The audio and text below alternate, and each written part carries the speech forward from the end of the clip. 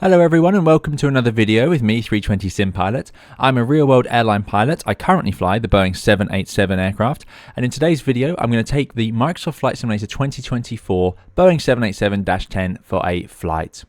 We're going to see whether this airplane is living up to the real one and whether it's an improvement over the Microsoft Flight Simulator 2020 787, which had excellent avionics, a bit of a lackluster visual model, but was overall a very usable airplane by the time the simulator, or certainly over the last couple of years since it was updated by working title.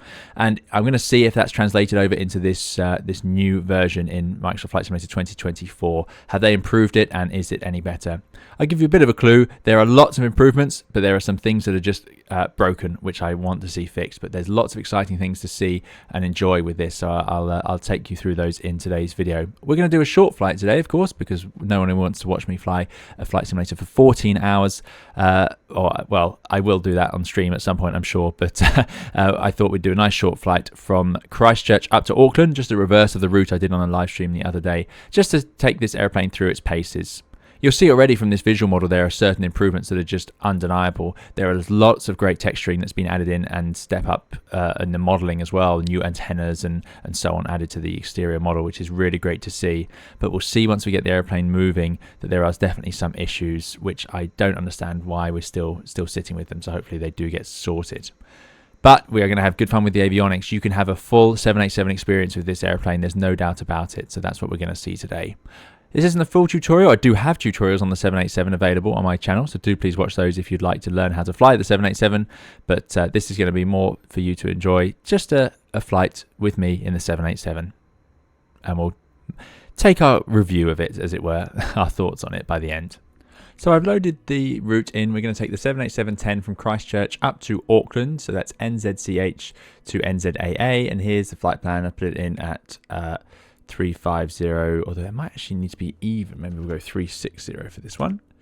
And we have a route that, as you can see here, we can have this procedure in. I do like the CFB. We're taking off, heading up north, up by Glen, and then there's the waypoints along the route. So yeah, done with the built-in one. I'm also going to use SimBrief itself, just so I can get a fuel figure as well, because this doesn't seem to work for that.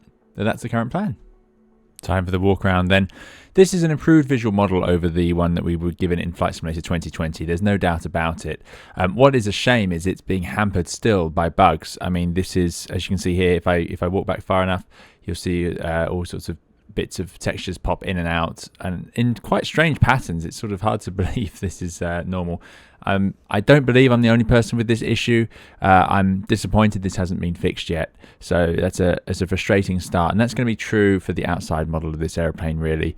There's a lot of potential here, and it's certainly much improved over the very shiny, very basic one we had in Flight Simulator 2020. You can see that they've even got the access panels for the fuel tanks. They don't stick out as much as these look like they are. They're not quite as bad as that. They are actually flush with the bottom of the wing, obviously. But yeah, it's nice to see details on here and grime and dirt. So I'm hopeful. Again, we need to just get these bugs fixed, because then you look back at the airplane and it in many ways looks lovely. But you'll see as we go throughout today's flight that won't always be the case, and things will pop in and out.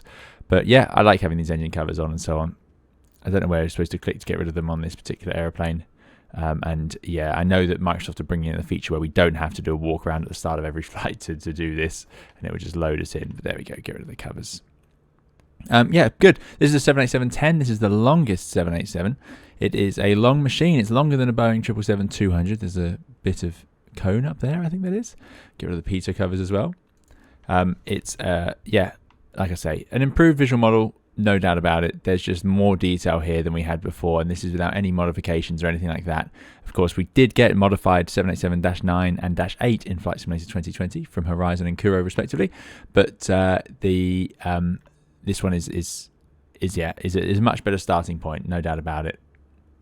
One thing I am curious about, do they have there's this one unique thing to the 787-10. There's also, that's a bit of a shame, there's doors. These doors open up here. Let's see if when we power on the airplane they work, because they're quite a distinct feature. You have the inlet for the cabin air compressor here, and that's where the air is taken in from outside and sent into the cabin. And there's a door that sort of blocks the intake when it's on the ground so that debris doesn't go into it. Same for takeoff as well. unless there's certain conditions. But they have got this sort of hydraulic strut bit which is used to tilt the gear, so that on landing and takeoff this gear can sort of tilt while the airplane's still on the ground. It actually helps push the airplane up off the ground so that the tail doesn't strike, because it is a low aeroplane. It is very low to the ground, so it does need a bit of help there. Yeah, nice. Lots of good stuff here. We just need it to be fixed. I don't know why it isn't fixed yet. It's been a while. Right, on the airplane, it's time to get it powered up. Let's see how this works. So cold and dark, as you can see, battery switch needs to go on. Battery switch up here on. C1 and C2 electrical pumps off. The C1 and C2 electrical pumps off. And the left and right electric demand pumps off. They are off as well.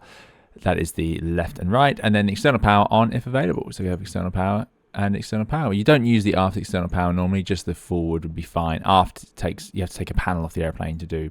So there we go. So that is the power up according to the inbuilt checklist anyway. Slightly simplified, but still not bad, not bad. And now the airplane is coming to life. And yeah, the screens are representative. It's nice. It's got a more complete feel than the previous one did. Again, talking about the default sort of textures that we got in the Flight Simulator 2020 787.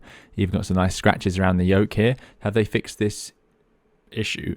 No, they have not. So it looks like there's a divide here, but actually this notepad stays still when you turn the yoke. But anyway, there we go. Small issue. That's right. Let's run through this checklist and get the airplane powered up. I'm going to be quite brief with this because I've done 787 tutorials. We don't need to see all of this, but it's just to give you an idea of where this airplane's at. But it's in good shape, I would say. IRS selectors can come on. Primary flight computers guard closed, which it will be because we're not going to fiddle with that.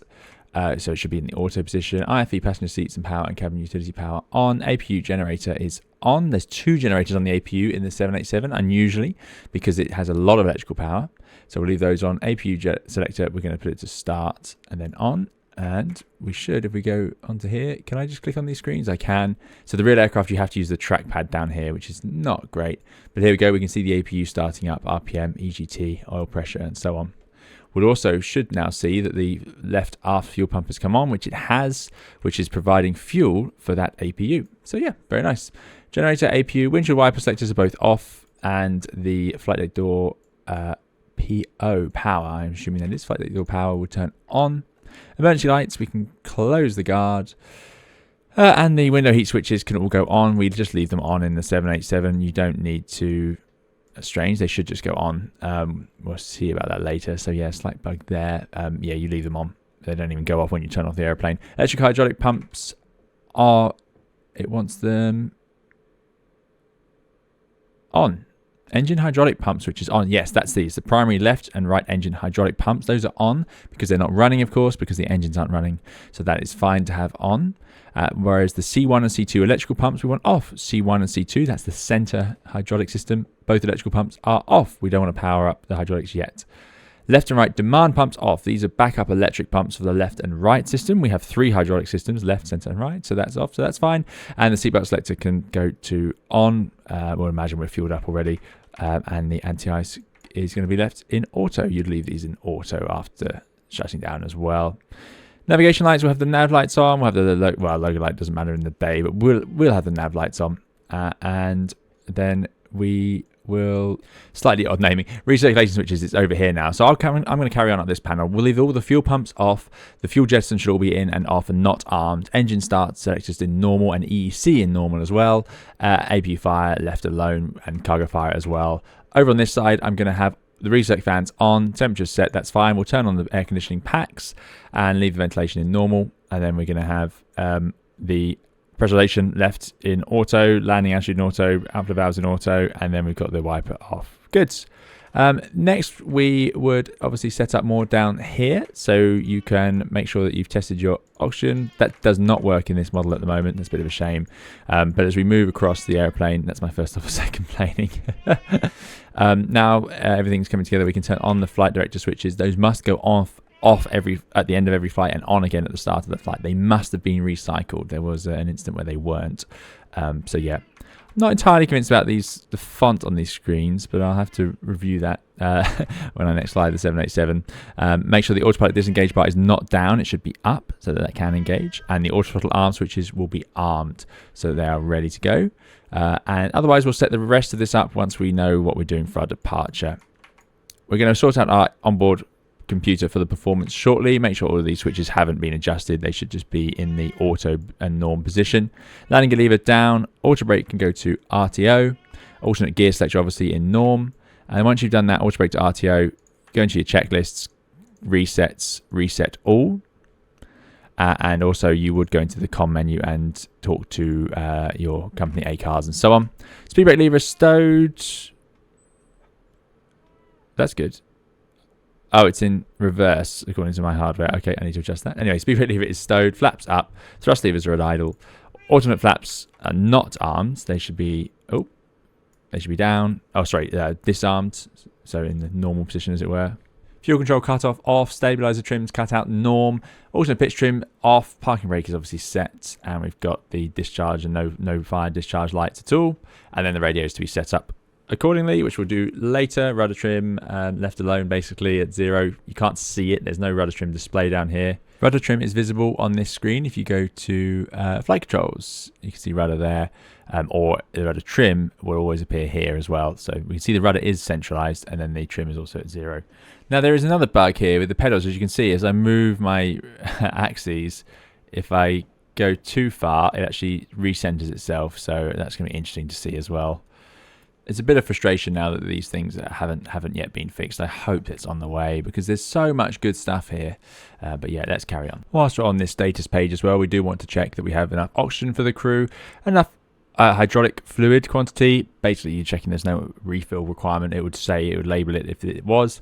And also we want to check up here that we have enough engine oil, which we do, 18 and 20. So that, if it's missing, is by pressing this secondary engine button here, which will bring that up. I can see we have Rolls-Royce engines, TPR up here, so that's interesting as well.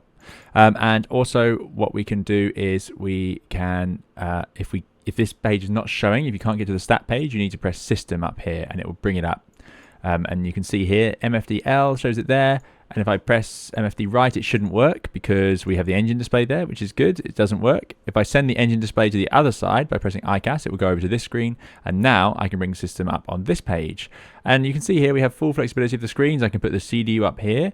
And then on the lower MFD down here, I can put the nav display if I want it, and you can really mix things up. It's very disorientating at first, but it's a great feature of the 787 that you have the ability to move everything around like this. Most commonly what you'd have is the great feature is you'd leave the ND, which is highlighted in a square, you see, so that's a default screen for the left here. You'd leave ND there, and then you might on the right put up the COM page like that, which doesn't work sadly here. And then down here you'd have the CDU, which you can see is highlighted with a square because it's a default for down here. And you could then find yourself with the ability to copy information across, from messages from the company and so on, or rerouting, things like that. Quite handy. Anyway, there we go. So that does work, which is nice to see. So the avionics are looking like a thumbs up at the moment, looking very nice. Talking about the avionics, and something I'm impressed with is that you can see here the engines shut down. We've got these ICAS messages for different pumps that are off and so on.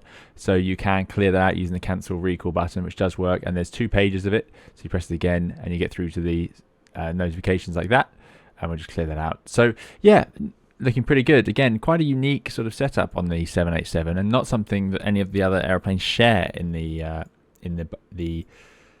avionics. So it's quite nice to see that portrayed correctly. Just a quick look around the flight deck, and you can see there's nice things. We've got the clips for the charts and so on. You've got labels. You've got these sort of extra details. Content must be restrained. Boeing loves putting labels. There's labels about everything, and you see it in the cabin as well. Don't do this. Don't press that. Don't look at this. It's quite common, but it's all making sure that things are correctly done. Oh, and you can accidentally go outside, so let's go back in. But yeah, the seats look very fluffy, far too new and shiny. I've never seen ones that look quite so fluffy and lovely to sit on. But yeah, that's they're a bit bright perhaps, but yeah, they aren't real sheepskin, I don't think, anymore. But yeah, not bad at all. You've even got little hooks for the hats for the pilots, and up here is the escape hatch because the windows don't open, so that is the emergency escape. Sort of a documents cupboard over here, and then you can hang up your coats and stuff here, your jackets. So yeah, I think it's really quite nice for an airplane, and certainly a bit of an upgrade. One thing I will say is that these screens are a little too glossy. The real 787 screens were quite thankfully not made glossy. They are quite matte, so that you don't get these sharp reflections in them, which would be quite distracting because it's obviously very heavy on the screen's flight deck. So yeah, these are a little too shiny looking. They look lovely, but they are a little too shiny. The font though, and the colours and everything all looks really nice to my eye. Like I'm very pleased with that. Let's load up our CDU then, the flight management system. Let's see if this does indeed work. So we've got our database. We do actually have an active database for once, which is nice. So that's loaded straight in from the sim, because of course now this simulator does include a lot more information than it used to. So we have our checklists, but you can also go through to the flight planner. We can see all of that, and we can bring up charts for Christchurch. I mean, how good is this? And I think we're going to take off from, let me just check this. So I think we'll do this. Take off from runway 02, then head to Gutboo, and then up towards Glen. So yeah, this is now pinned as the I-902 Gutboo 1 Papa. So there we go. That is there. Right, let's head back to our flight plan then. So we're going to do our POS init, which is taking off from Christchurch NZCH. You don't normally on the real aircraft have to type that in, but I don't mind them putting that there. The real airplane tends to know where it is from the GPS, and it will just update from that. Anyway, we can see these positions are all pretty close. There's a tiny difference. That's because this is the reference point for the airport, which is very near to us, and this is slightly different because the gate we're on is a slightly different coordinates. You could look those up, but you don't need to.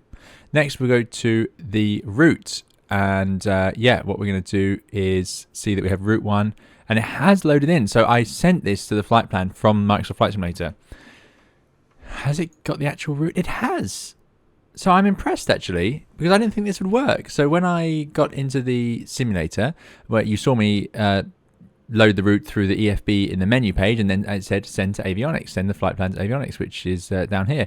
And it seems to have worked. I did that before loading into the sim. So there we go, look. Christchurch to Auckland. We can put in our flight number, MXZ222, which I didn't actually do earlier. And if I press the next page, you can see we're on page 1 of 4. And this all works as I expected to. Gutboo, 1 Papa, and then Glen. How good's that? So that is what we expected to do.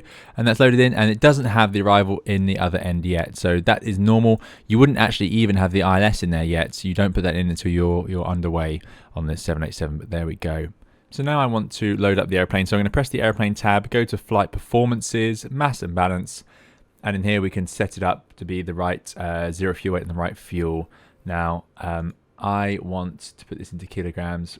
Why would I want it in pounds? That's better. Kilograms. Thank you very much. Absolutely not going to go through this in pounds. And back to our aircraft. So I have my Simbury flight plan, zero fuel weight. I want 166 tons as our zero fuel weight. So there is our empty mass. Let's see if I can get this right. There's the seats. How do I get the total mass? Well, let's do the fuel, and then I can go back to total mass. So fuel, I don't want it in gallons, kilograms. Thank you very much. We don't do fuel in volume typically. So when you buy fuel at the petrol station, you'll buy litres or gallons or whatever for your car. But airplanes, it's not very good because the volume will change with the temperature and so on. So what we usually get delivered is a weight, or certainly we always calculate it in weight, and the airplane tells us in weight because it's the weight of the fuel is how much energy we're going to be able to get out of it. So that's why we do it like that. Because obviously on a hot day it could take up more space, you know. Right, so we've got a block fuel. I want a block fuel of, let's go with 16 tons of fuel, which is not a lot. I mean, that is outrageously low. I can't believe we can even take off like that. That is very low. 16 tons, my goodness. I mean, we're going to have to empty that. One of the main tanks will take 16 tons of fuel, for context. So that is not a lot at all. 14. There we go, on about 8 in each. This is a bit of a fiddly system. There must be an easy way to do this. Let's go for a bit over 16. So there we go. And let's load that into the airplane. So there we go. We've got 16.4. And now if we go to seats, what's our total weight now? Total mass is 190 tons. and I want a total weight of about 180 tons, so a little bit heavier than I was expecting it to be. So let's just lower the cargo a little bit and lower the seats a little bit. Load an aircraft.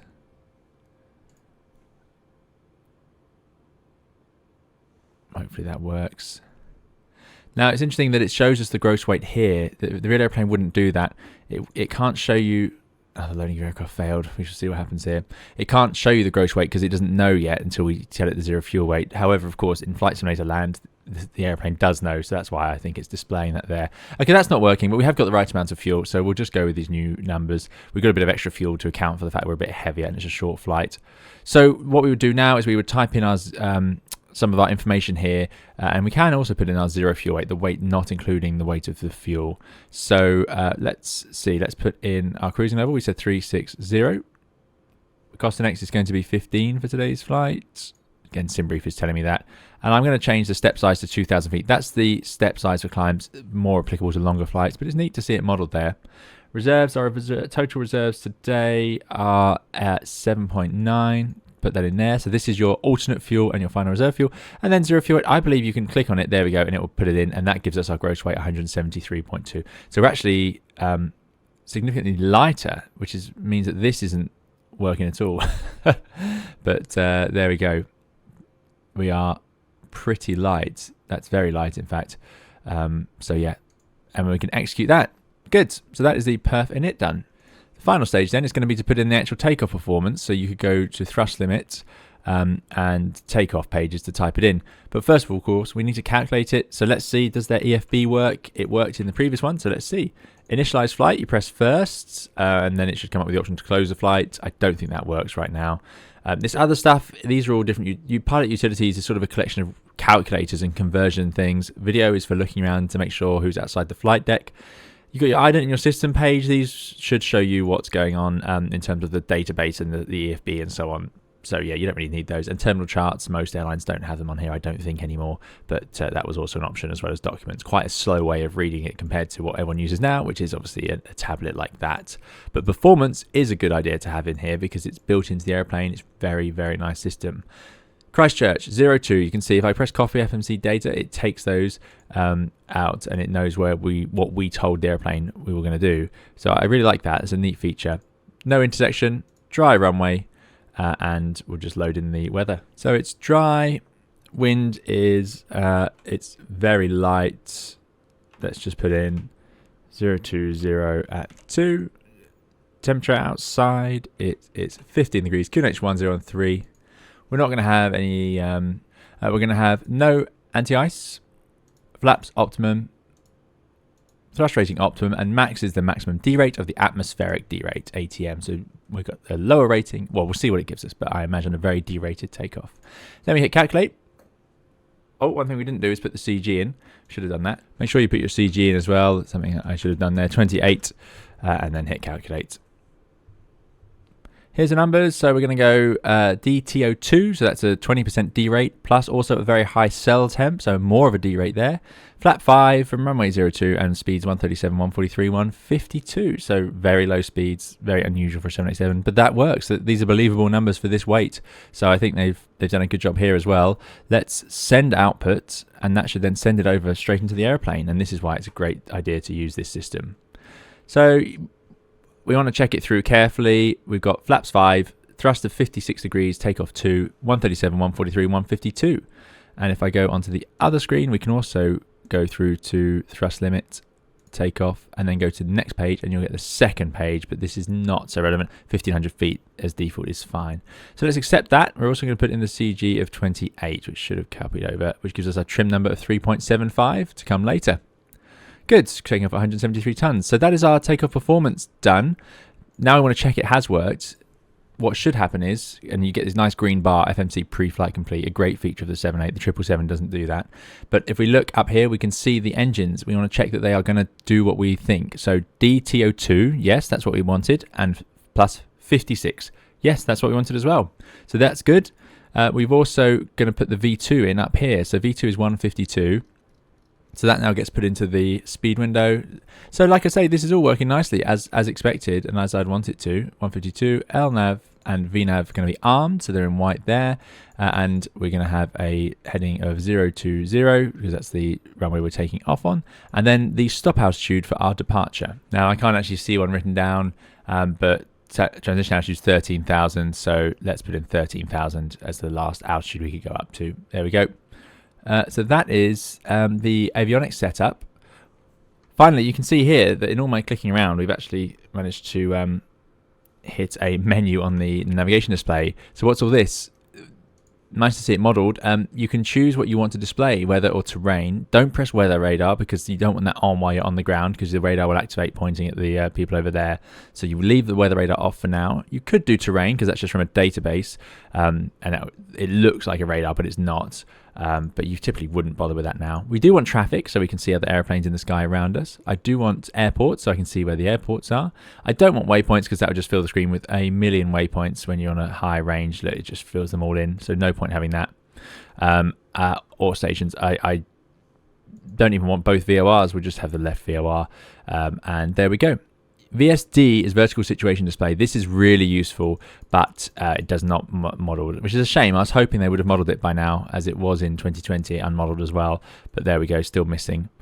If we go to plan, this also works nicely. I can go to plan and then go to legs in the CDU and press step, and it will take me through the waypoints as expected, and you can check that it all looks sensible, which it most certainly does. I did see a little top of descent marker there as well, so that is a good sign that the VNav is going to work nicely in here. So let's put that back to map instead of plan, and you can zoom all the way in now, and that should show us an airport map, which it does.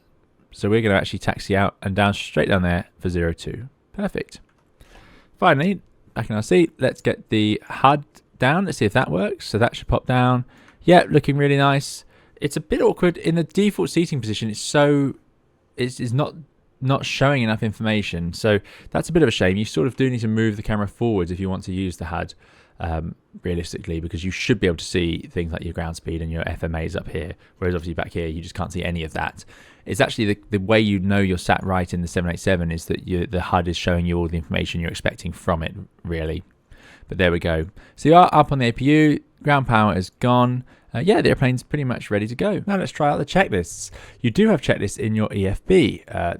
That's a pretty small EFB over there, so let's just bring it up full size.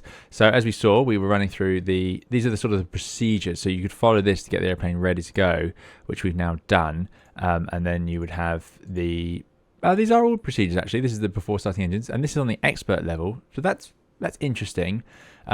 What you need really to do then, so this is correct actually, these are the procedures, so you would do these and then you're going to use the checklists in the actual aeroplane. So I'm going to close that.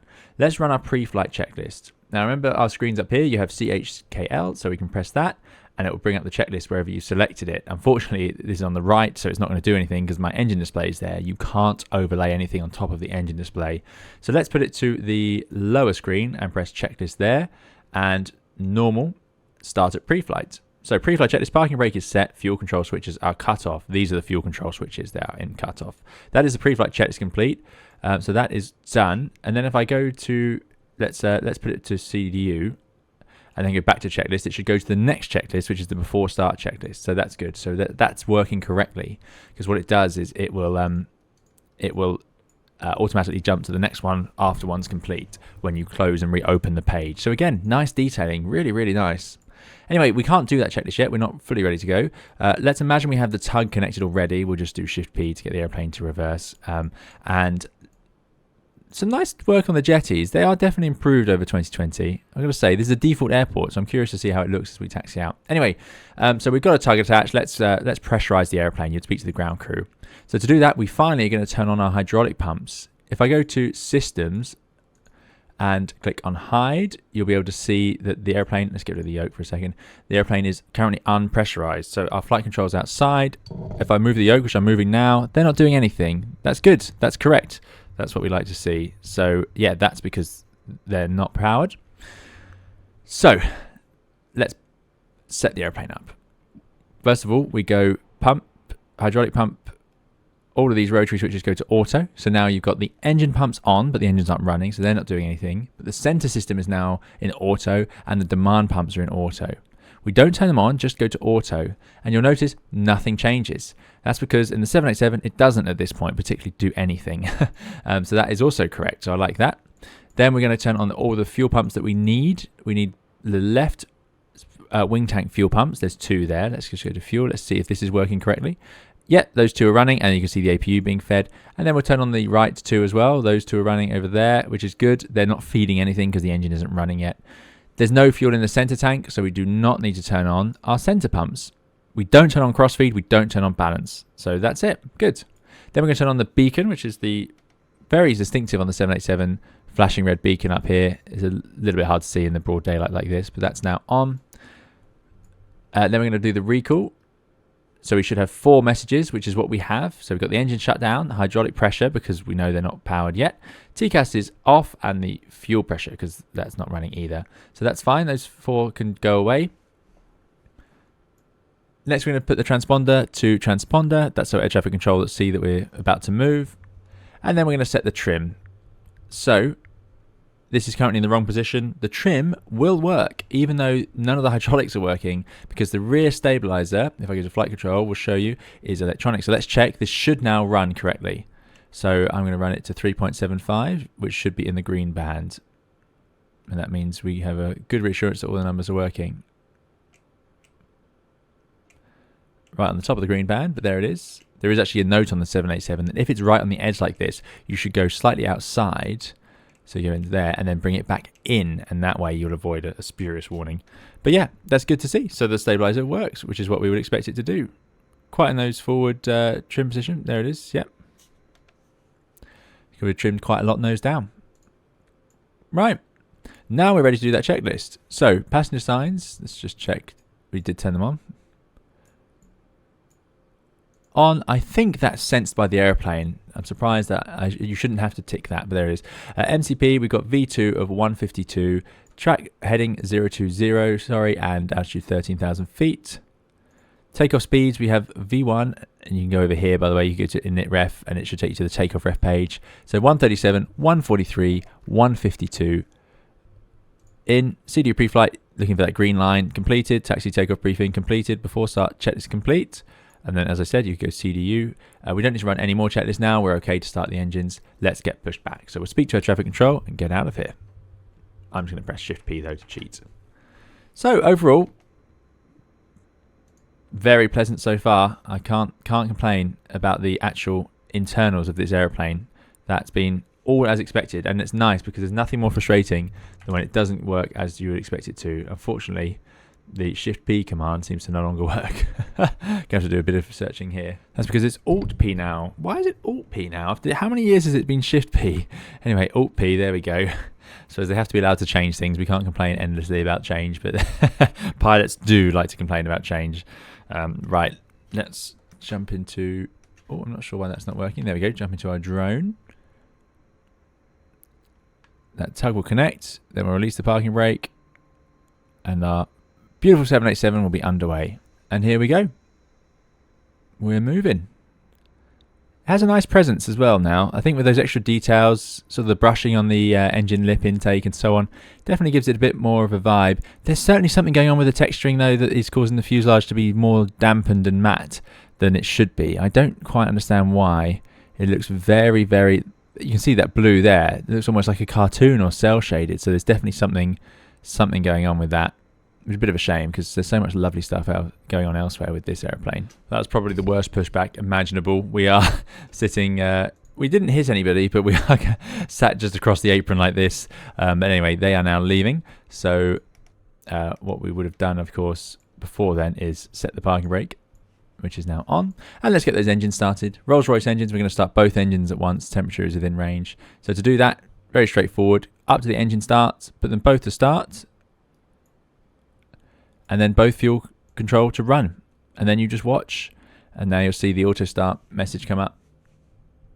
Oh, some nice sounds. Let's listen to those. Really nice.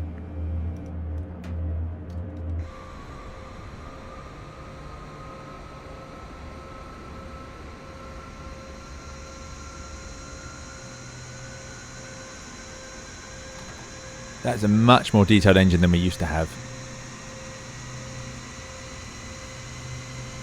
Even got the little TPR intake sensor. Look at that.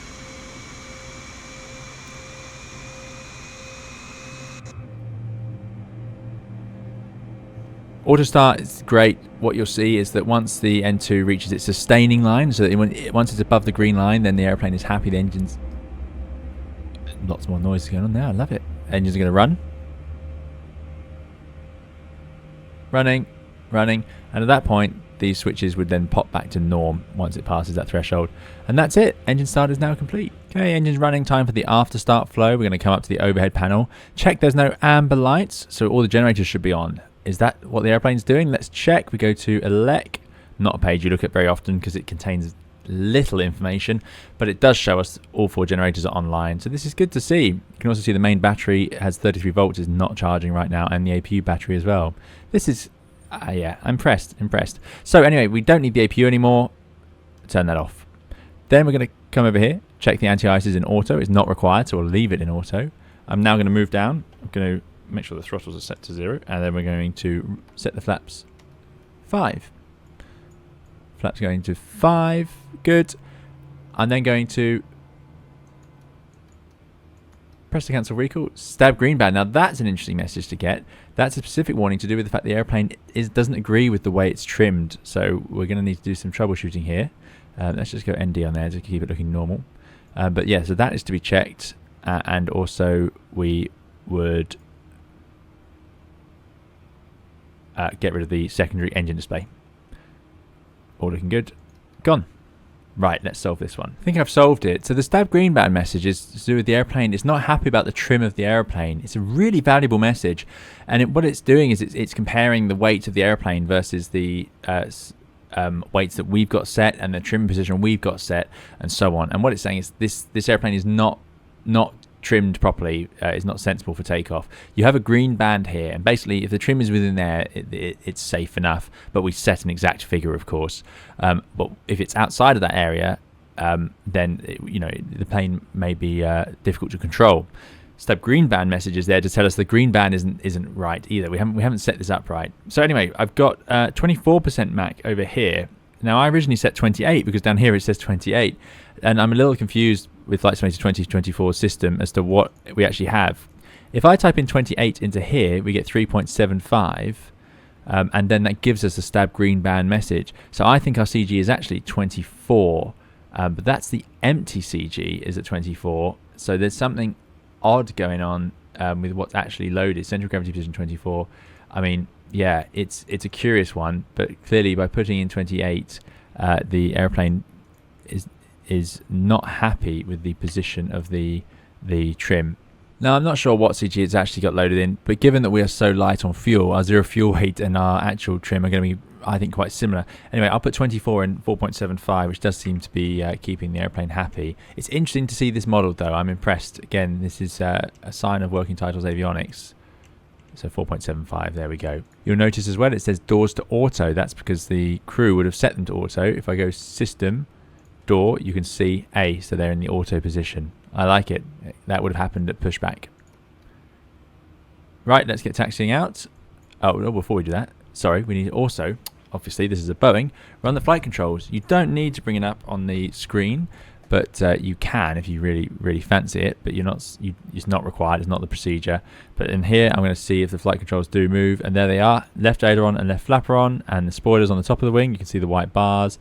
Same on the right, all moving correctly, and then forwards on the yoke and up. Now it doesn't go all the way forwards, a bit interesting, but let's also do the rudder, full left, full right. So I can see that even though the pedals are animating themselves back to 0, you can see that yeah, it's just a visual bug, isn't it? And if we look outside, things will get even worse as I look at the tail of the airplane. Watch that rudder moving around all over the place. So the visual model is confused about what's actually going on. The elevator is the same. Look at that. That's full forward on the yoke, and that's what we get. Even though inside I can see it looks right. So the question is, will it fly right? It's doing exactly the same thing on these ailerons. Look at that. So the ailerons are actually reducing to 0 again as you get to the extremes. And that's true on both sides. Just confusing and weird. Yeah. So don't look at the outside is the answer to that. Right, we'll go to normal checklists. Before taxi, anti-ice is in auto. Recall is checked. We just have the TCAS now, which is fine. We can actually set that now to TARA if we fancy. Flight controls we've checked. Ground equipment is clear. APU is off. Before taxi, checklist is complete. Set that back to the CDU. All you need now is the taxi light. They called it the run light for some reason, but there it is. You could also do the turn off lights if you fancy. And then we're going to release the parking brake. Brake released. This weight, it shouldn't really need any power to get moving. Maybe the tiniest bit if you're stuck in a bit of a rut. No, it is indeed moving because we're so light. So that makes sense. Let's get it out over to that taxiway. Let's put the navigation display on the screen there. And we can actually see the taxiways. A little bit of power. So here's the real test. If I go full right rudder, the airplane does indeed continue to turn right. It doesn't re-centralize the controls even though they're showing. So it's clear that this is a visual bug as opposed to a problem with the actual modeling. The airplane is behaving as expected. Very strange. Now this is a Boeing. Not much to do on a long-haul Boeing and the taxi. We've already done our flight controls. We've just got to basically update any information that might have changed. Has the departure changed? Is there any specific procedures for this takeoff we might need to do, or speed limits, or strange flap settings, or MEL items, anything like that? And the answer is no. Now we're just going to look away because there shouldn't be a vehicle in the middle of the taxiway. And we can look back again. So yeah, bit of a shame. I'm not too impressed with Flight Simulator 2024's airport mapping, given that there's just cars driving all over the taxiway. That's a shame. Airport does look nicer. It's a little less bland, and there are more taxiway lines than we had before. But these vehicles just charging around. Come on. That's a real shame. It makes me want to... yeah, you're just going to end up thinking back to 2020 and using the... scenery you have over there, although of course more and more scenery is being converted over, but we shouldn't have to pay for scenery, just have a functioning airport really. That's been cracked many years ago and many flight simulators ago, so yeah, bit of a shame. But like I say, the terminal building does look nicer. I quite like, you know, the tower and the jet bridges and so on all look a little more authentic. The airlines are all completely wrong, although there's an Air New Zealand. Good, I was wondering, we had Wizz Air and EasyJet and Iberia. A lot of European short-haul aircraft have made it over. Nice to see that Air New Zealand also have a representative in Christchurch as well. Right, next step then is going to be to take off.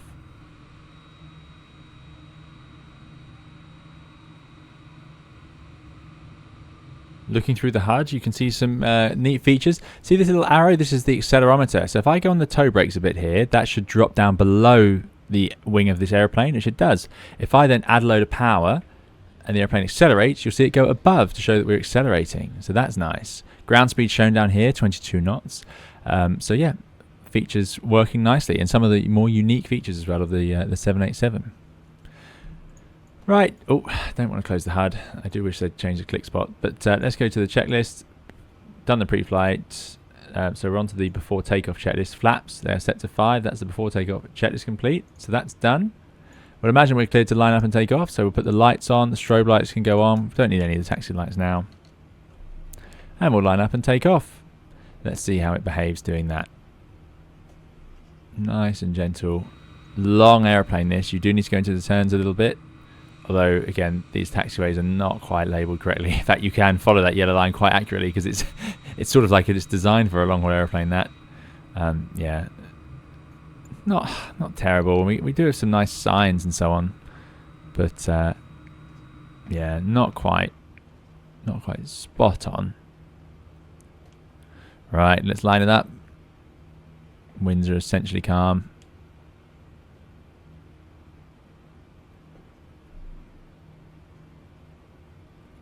Nice wide entry onto the runway.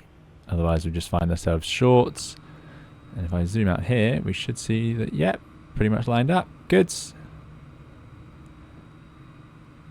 Right. Take off in the 787. Let's give it a go. I'm just going to move forward a little bit so we can see in the HUD properly. That will hopefully work there. What we're going to do is we're going to set 20 TPR. Then we let the airplane stabilize, let the engine stabilize, sorry. And then I'm going to press the toga button Now, have they mapped that anywhere? No. So we're just going to click the toggle button on here. No, that's just a throttle. Let's check where that toggle button is. So you want to set a button in the control menu. I'll just show you because you do need this for this. It's good for go-rounds as well. If you have the command is auto throttle to GA. I mean, it's the toggle button, but that's the command you have. So auto throttle to GA. So make sure you have that set. Okay, so let's release that parking brake. Oh. Excuse me. It should release when you press the toe brakes. It doesn't, but there we go. And now 20 TPR. Bit of forward pressure on the yoke. Bring the yoke up. There you go. Bit of forward pressure.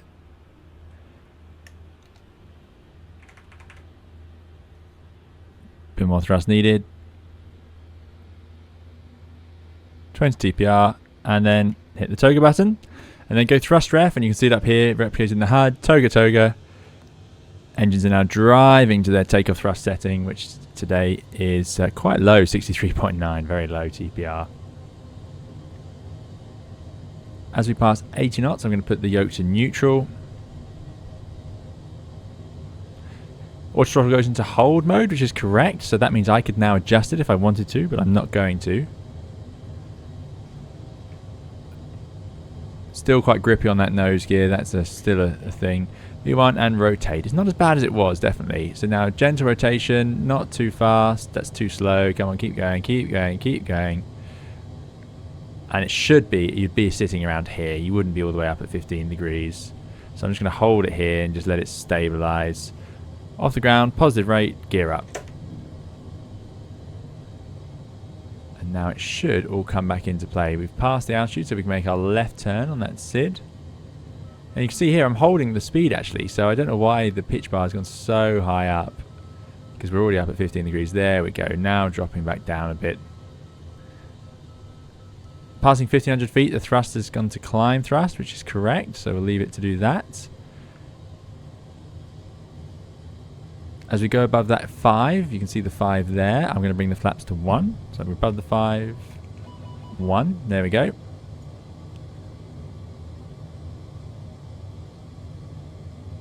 Now I have to keep trimming because it is going to otherwise run away, and I also need to follow those flight directors. Too busy looking at the speed there. So let's get ourselves back onto that departure. You'll see here that this little dot is our flight director in the HUD. We're above the 1, flaps coming up. Keep trimming forward, letting the airplane accelerate. Don't actually pitch up that high when you've got the flaps back. Basically, there's too much. The nose is all too high here. The 787 at this sort of D rate doesn't climb out like this. It's a little bit tricky to tell because, of course, it's so light. It's perhaps it's believable for an airplane. It's light. I don't know. There's probably not much guidance out there about what you'd expect it to do like this because it just doesn't take off with 16 tons of fuel. Anyway, there's the autopilot, and away we go. Checklist incomplete norm. That's a bug that comes too quickly, but there we go. That was present in the old one as well, actually, in 2020. So we're climbing away now. We've got thrust ref, LNAV, VNAV speed up to 13,000 feet on QNH. Let's now imagine we're cleared up to our cruising level, flight level 360. 360. Set standards, going up to flight level standard. Good. Let's run the after takeoff checklist. So it seems to just. I wonder if I go in this one to checklist. It seems to be getting confused about which checklist we're on.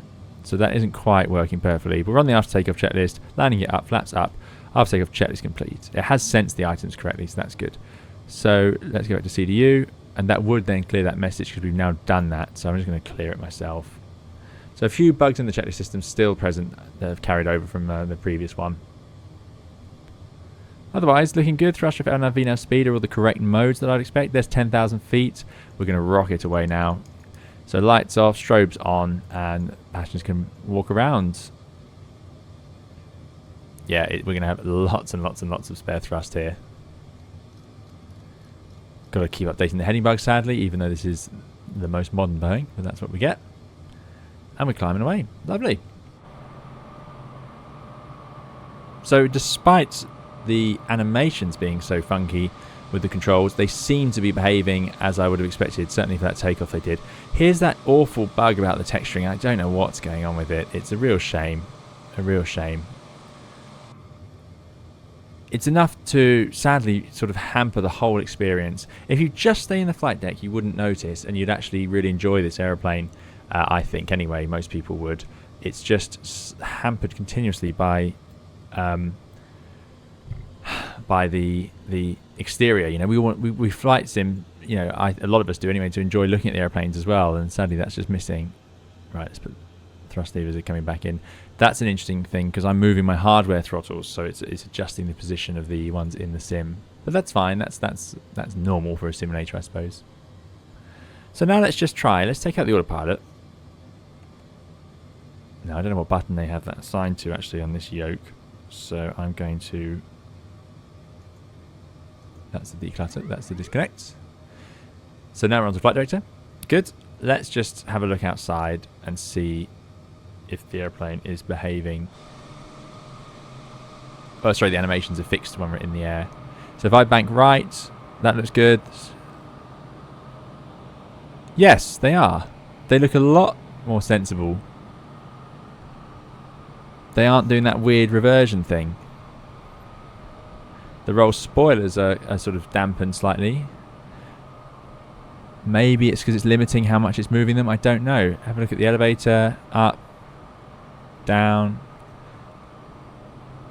Yeah, I think what's happening is because it's got the flight control computers are dampening our inputs because of the speed we're going. So it's not getting those full travel. Interesting.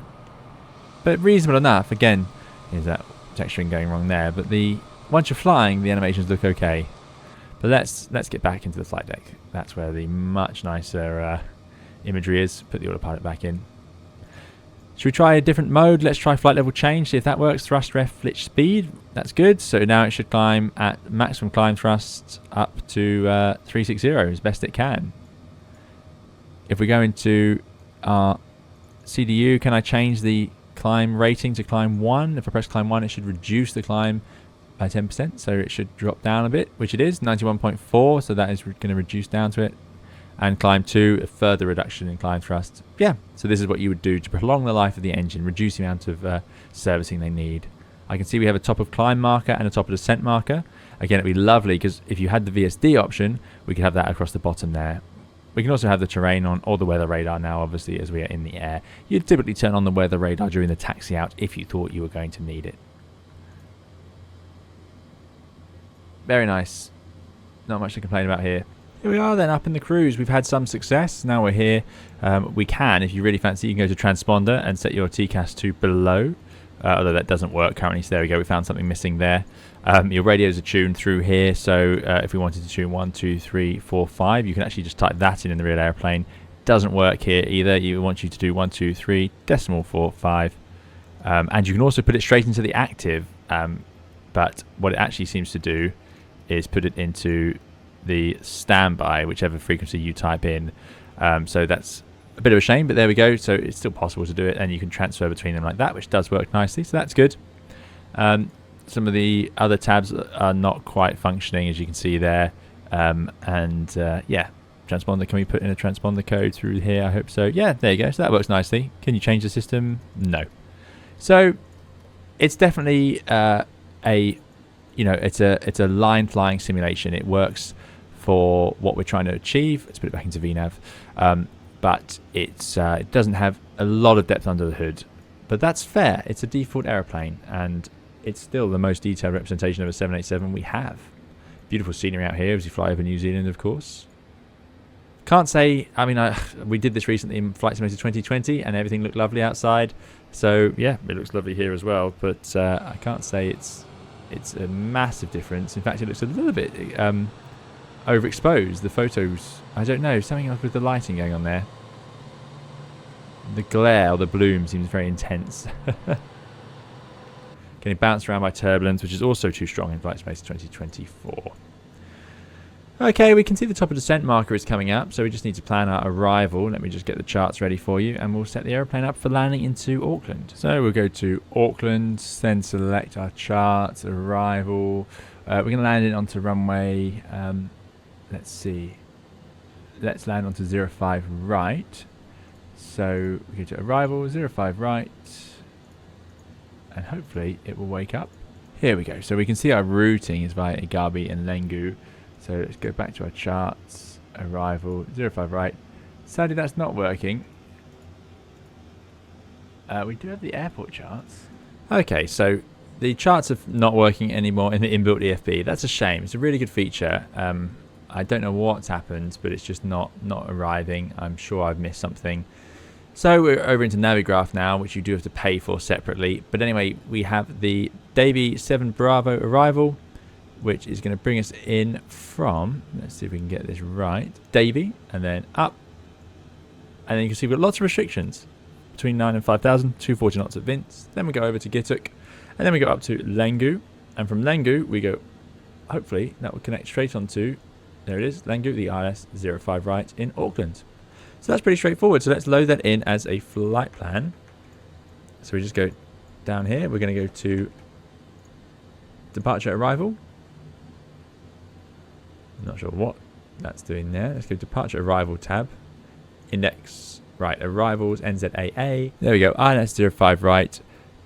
Davy 7 Bravo. No transition. That should, hopefully, if I execute that, look sensible. Now, as before, we'll go to plan. Up here. Zoom in. And if I can get this right, there we go, legs. And then we can step through. Now, this is one where you might want to put the data on, because if I select data on the menu here, you'll see some of the restrictions. So there we go. And then we can compare it to our chart. So on our Davy chart, we go Davy. And then it should go to Vince. Now, Igabi has crept in somewhere. I'm not sure why. So let me just have a look through, make sure there's nothing weird going on. Davy's there. I see, it's being duplicated. So we've got POCOM. And then if I go to the next page, it goes to Igabi, which is actually over here. But I want to go to Davy. So I'm going to delete Igabi. I'm going to take Davy and put it there. Now it would, in the real airplane, put a nice white line to show you. There it is. So that looks good. That's now connected, and it's kept the restriction. Execute. Right. So POCOM, fine. Davy above 8,000, which is in there, and a maximum of 280 knots, which is in there. Then we've got Vince, and you can see here Vince 5,000A, so above 5,000 feet. That's what the A stands for. And then 9,000B, below 9,000. That works. 240 knots. Max 240 knots. So this is good, and it's done the same at Gituk and Lengu, so it's drawn the restrictions for us. This is great news. This is a good sign that the VNAV is going to work for us for this arrival. Very happy about that. Great. So that is the flight plan set up. It will automatically tune the ILS as well, but you can go to NavRed and wait. We're a bit far out now, so it's not appearing there.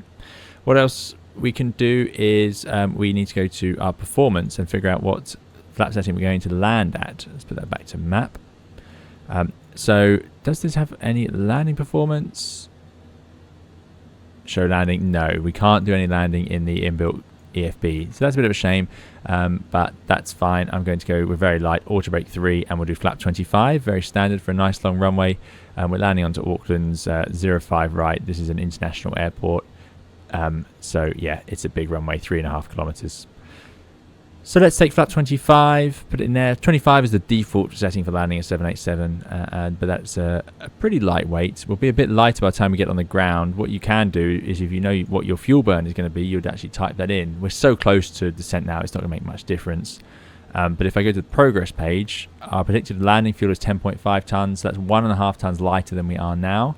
We're currently 168.8, so that'd be 167.3, 1.5 tons lighter. Put it in, slightly reduces the speed, so you can see it hasn't actually changed the flap 25 speed as I thought. So that's our landing flap and speed, 25, 145. Remember, that's VREF. We'll actually fly the approach 5 knots faster than that, which is shown down here as the wind correction, +5. Good. Minimums as well. So what is the ILS minima, which is the minimum altitude we must see the runway? Straight in landing. ILS requires 3% missed approach climb gradient. I'm confident we can do 3% given the condition of the airplane today. So that is 215 as an altitude. So we'll put that in here. Mins, Barrow. Awful switch. Absolutely ridiculous. Imagining to try and set right. There it is, 215. Good. Next, I'm going to press the cancel recall, make sure nothing unusual. So just check this incomplete norm. That's a bug that's still sitting there. So we don't have to worry about that. And I'm going to press the checklist button and just check that there's not a little tab that says notes. If you've had certain failures, it will leave a little box called notes here. And in notes, you'll be able to see all the things that you need to consider about the landing that are different. However, the airplane's in good shape, so we don't need to worry about that. This menu tab, by the way, in the real airplane does eventually go away, or we can press exit there. In the real airplane, it would go away. It looks like it was just going to hang around there forever. Right. I can see that we have track up here, and I like flying with heading up there. I don't like flying with track there. So let's just see if I can adjust that. Settings, heading. There we go. So there are some settings you can do here. Pretty cool. Weight and balance. This would have been an easier way to load the airplane up. And there's our CG. So you can see the CG was further forwards. Yeah, 22, not 28. So that explains it. So this is where I should have come earlier in the video. It's interesting, isn't it? Some of the nice new features are just some of the most frustrating. Like this EFB it's sort of inconsistent. It's a great idea, but if it doesn't work every time, you're not going to want to use it. And already, next time I fly this, I will certainly just be going straight into that CDU to load up the weights. So that is a real shame. I'm also not overly convinced about these clouds. They're okay. I don't feel like they're an improvement over 2020s at the current state. Approaching chopper descent, so we'll run the descent checklist. Descent. So we've done our recall. We've set the auto brake to 3. We've got our landing data, VREF 25, 145. And then we've got the approach briefing. So that is the descent checklist complete. Done. Still coming up with this before takeoff thing. I think it's going to do that forever now. Let's go to init ref, shows the landing perf, and actually legs is going to be the most useful. So next we'll just fly our descent. Try out some of the vertical modes. Let's try out a few autopilot modes. Currently we are in LNAV. If I press this button here, it should go heading cell, which it does, and now it should fly towards the heading bug. Actually, coming to top of descent, we've also been given the reset MCP out message. So this is all good stuff. This is what the airplane would do. It's telling you you need to reset the altitude window to a lower altitude. I'm going to put in 3,000 feet as our altitude window, because that is where we're going to begin our ILS from. Air traffic control would unlikely give you a clearance that low at this stage. You'd probably get lots of step descents as you filter through arriving air traffic. Good, so heading cell works. If I move the heading bug over, it should follow it. If I press heading hold, it should just level where it is and hold the current heading. Not a feature you use very often. It's just if you're reverting or you need the airplane to immediately just fly what it's doing currently.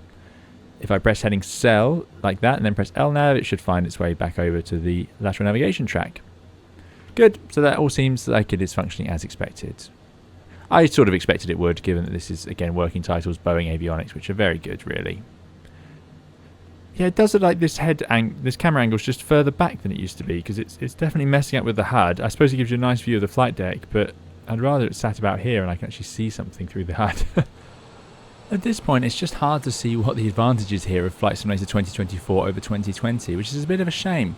In my previous videos, I've found lots of great things, particularly in the GA, the water handling, and some of the graphics. But flying this airplane is a shame because it is certainly lacking in the graphics on the exterior, and the interior, although slightly improved, contains the same good avionics that we had in 2020. So there is really little here, and I paid quite a lot of money to have this edition of Flight Simulator 2024. And it's a bit of a shame that this has not been fixed. I think it would be super if it was fixed and this exterior model all worked as we had hoped. It would be quite something. So it has started the top of descent automatically, which is good. Now we'll get a VNAV path navigation performance scale, which will show us whether we're on profile or not. So you can see here we're bang on. It's doing exactly as it planned to do. The speed's getting a little bit high. Eventually, if that speed gets too high, we'll get a message saying I need you to use speed brakes. But for now, it looks good.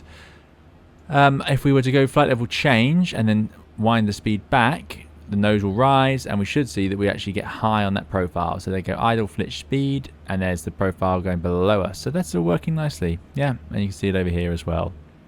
If I put it back into VNAV, it should try and regain that profile, hold VNAV speed, so it's off the path now, so it's actually going to just sit here doing nothing. This is a Boeing thing, so I'm going to speed into VN and force the speed to be higher and use some speed brakes, and this will now drive the airplane down. See if those speed brakes deploy outside. There they are. Very, very effective speed brakes. I'm not sure they would deploy to that extent. But yeah, anyway, they are very effective. And now it will go to VNAV path. There we go, it captures it. Speed brakes coming in. And I'm going to close the altitude window by clicking on it. And now it will go back to its pre-calculated path and speed, which is all working nicely. So again, this is a pretty advanced Boeing avionics simulation, I've got to say. Well, we're now well into our descent, and it's all going rather nicely. We can see we're on the profile. The airplane's done a good job of replicating what the real 787 would do in the descent, which is that it tries to sit at idle, but what often happens is it has to add a little bit of power. The calculated descent of the Boeings is to actually not be completely idle. You can see there, the thrust levers aren't actually completely back at idle. That's the idle stops, and they tend to sit around here. Now, the real 787 does have a habit of being a little bit too slippery, and then they end up at idle the whole way down. But anyway, the point is, this one is probably behaving a little more like the real 787 was meant to, in that the thrust is meant to stay slightly on for the descent, and that way the airplane can keep itself on profile with a little bit of thrust or a little bit more less thrust. You know, it can adjust it accordingly. Airbuses don't do that. The Airbus calculates for an idle descent and then adjusts the speed accordingly, but that's the way the Boeing does it. So it's doing a nice job. It's about to meet the VINS restriction, 9,000 or below and above 5. And I've got 3,000 in the window here for our ILS coming up later on. So yeah, I've not really had to do anything, and it's behaving as expected. So that is nice to see.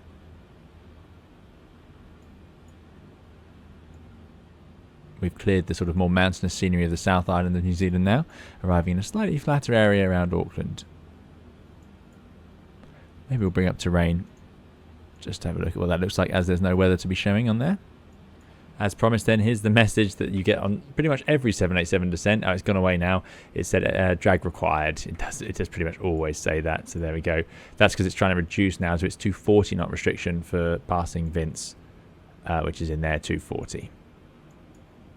Looks like it's going to manage it though, certainly within reason. 9,000 or below, it's going to just scrape that. This is where the VSD would be so nice. I really hope they add it, but it's beginning to feel like we haven't had it yet in 2020, and that's been a few years now. So it's a bit of a shame, but hopefully they bring it out eventually. What it would show us is a line, and then it has little arrows on these waypoints, so you'd be able to see a sort of a side-on view of your descent profile to see whether you will or will not make these restrictions. Really nice. It's a great, great feature for situational awareness that we've seen also in the iFly 737 MAX. That's one of the few airplanes that has it in flight simulations. It's not a common feature. The Embraers also have it.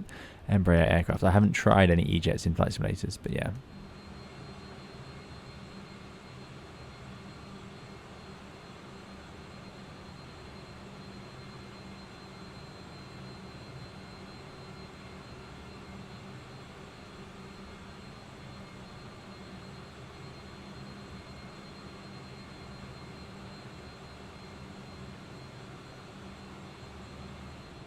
Here's that message again. Yeah, it seems to crop up whenever the airplane tries to slow down in speed. So we'll clear that message out, and it's doing all the right things. It's trying to slow down to 220 knots, it's trying to obey the restrictions, and it's doing exactly what the real airplane would do, which is try and go below the configured speed. I don't want to go below the up speed until I have flaps 1 out. So what's normal in the 787 is to actually now open the speed window. So if I click on the speed window, it will now just go to this current speed. So I can set that to the up speed. And now I'm going to put out flap 1. Essentially, you want to have the aeroplane under your control with the speed by the time you're moving the flaps around, just to prevent it doing, as we just saw, coming back on its own speed to something too low. So, now we can bring the speed to 220. I wonder if the bank angle limitation works as well. If I was to say you can only do 10 degrees of bank, see if it will struggle its way around the turn. I'll set it back to auto as soon as it starts to struggle, just to see if these sort of slightly deeper systems are working. We're 12 miles out, so let's bring the speed back now to 200 knots, or our flap 1 speed. Vertical profile is still working nicely, so I'm going to leave it in VNAV path for now. But once around the corner, I can see the ILS is identified, IAA, 12 miles out, so I'll arm the localizer as we come around the corner. Yeah, all very predictable, very as I'd expect. So there we go, starting the turn. Will it cap the bank at 10? No, it is going through. So that is interesting. The bank limit doesn't seem to be doing anything. So I'll just set it back to auto. Right, I'm going to arm the localizer. We have a little localizer diamond, so that is working. And we're coming down to our 3,000 feet altitude, which is where we'll intercept the ILS from. Another message about unable to slow down. Also, here's another bug. Look at that. That isn't actually happening.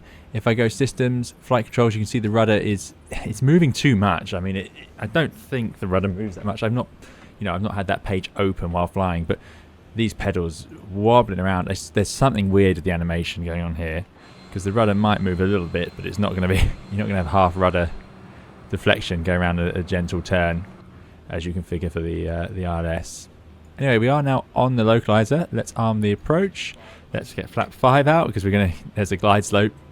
We're going to need the speed brakes as well here. We're chatting away. So speed brakes coming out. Back to the navigation display. There's the radio altimeter. It's passing 2,500 feet, so there must be some hills beneath us, because we are still 10 miles out. So it's a little bit early. And we'll bring the speed back now to our flap 5 speed. And in fact, we can drop a bit more flaps. Let's go to flap 15. And bring the speed back to the flap 15 speed of about 160 knots. Speed brakes are very effective, like I say. Okay, let's now get the gear out. Will be the next step. We'll go gear down and flaps 20. I think we can do that now. So gear down, flaps 20.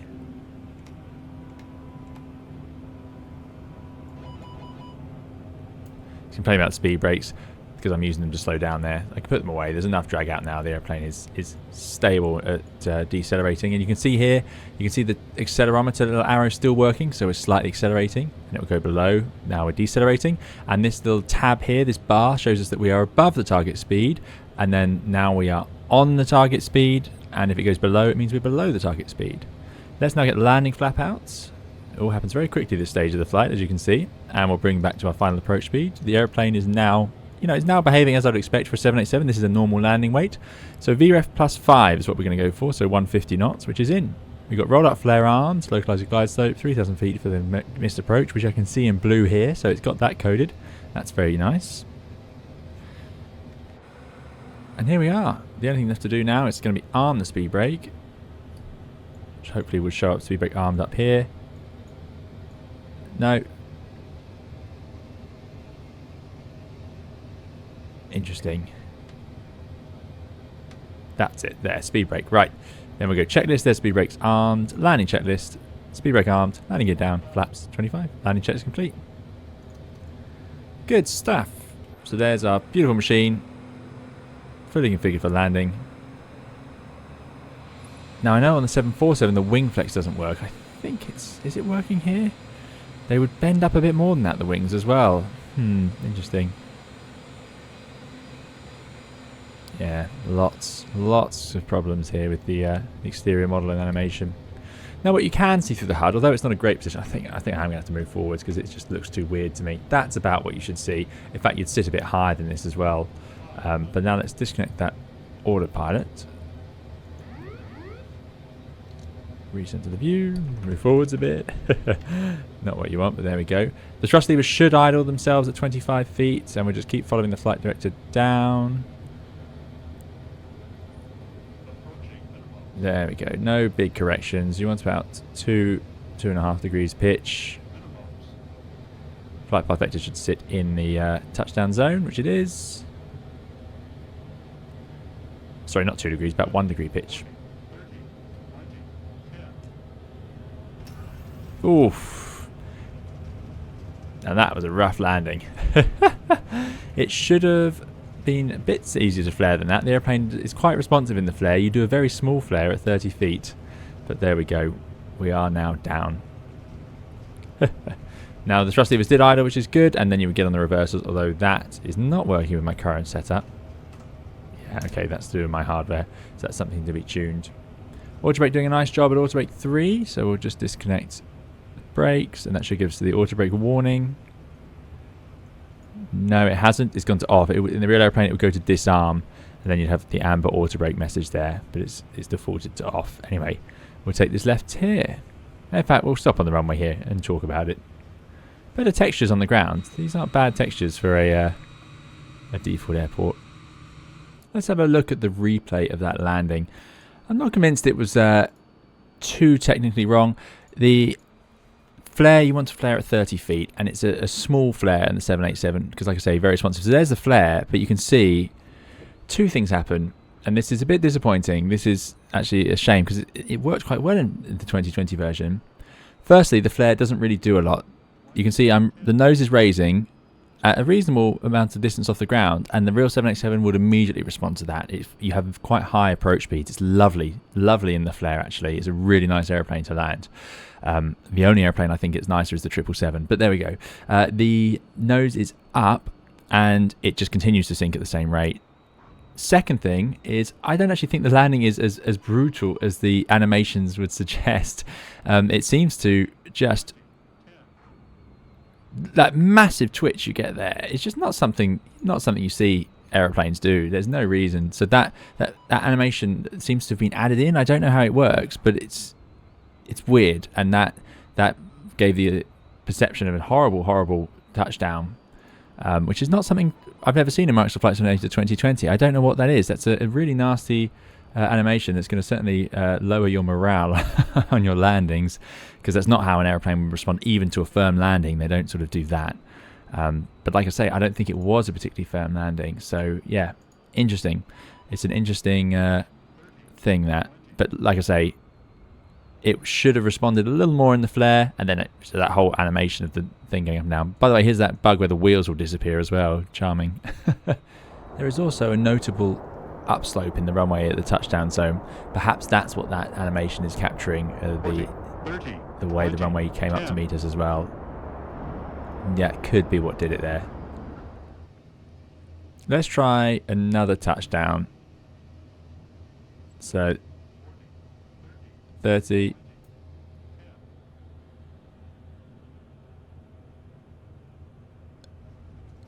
That's a bit better. So it is a bit more reasonable. I just think that animation on the last one was a bit unnecessary. But shows it is possible.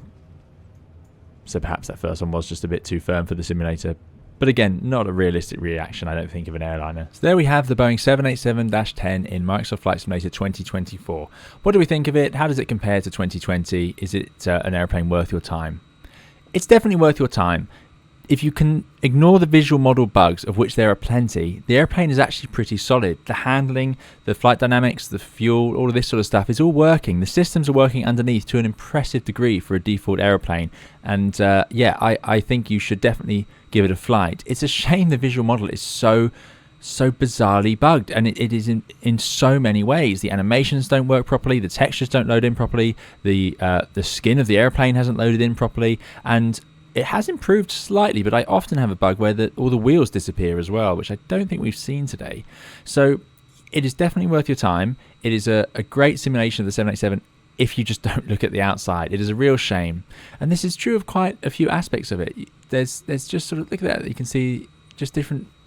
I mean, I don't know what's going on with the texturing here, the way it's so matte effect. And then you've got like bits that are just not reflecting properly, but crucially, just bits popping in and out. I don't understand why. Weirdly, the engines are one of the nicest modelled bits on it.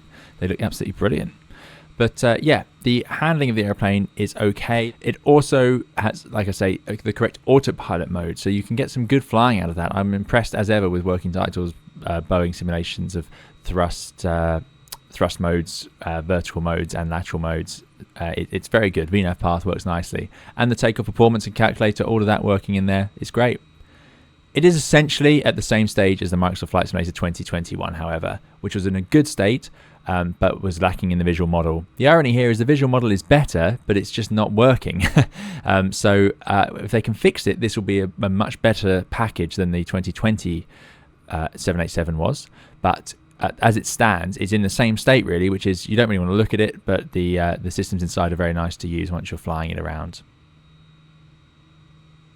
That's all then for today's video. Thank you so much for watching. I'll be doing more guides, videos and live streams on the channel on different aircraft in Microsoft Flight Simulator. So do please subscribe if you'd like to see those. We'll see you again in another video or live stream soon. Thank you for watching. Bye bye.